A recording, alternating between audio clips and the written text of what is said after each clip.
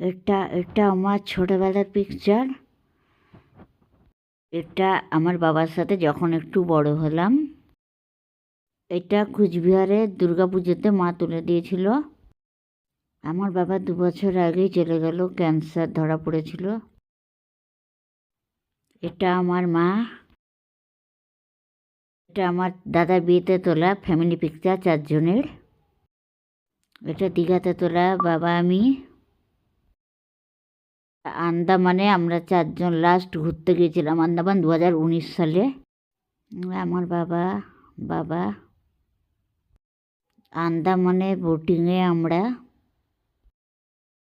এটা আন্দামানে আমার সেলফি। এটাও সেলফি। এটা আন্দামানের এই তখন মা বাবার একসাথে। এটা মা, এটা মা, বাবা বাবা। এটা দার্জিলিংয়ে ফ্যামিলি।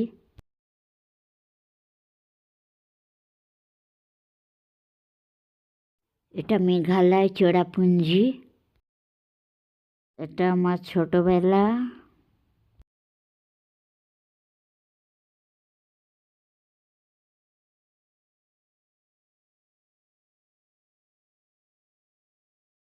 নতুন আমাদের বাড়ির নতুন সদস্য আমার বৌদি, দাদা বৌদি আমার বৌদি।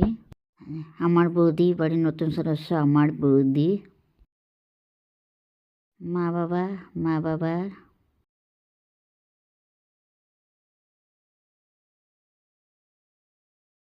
এটা কুচবিহারে, এটা আলিপুরদুয়ার।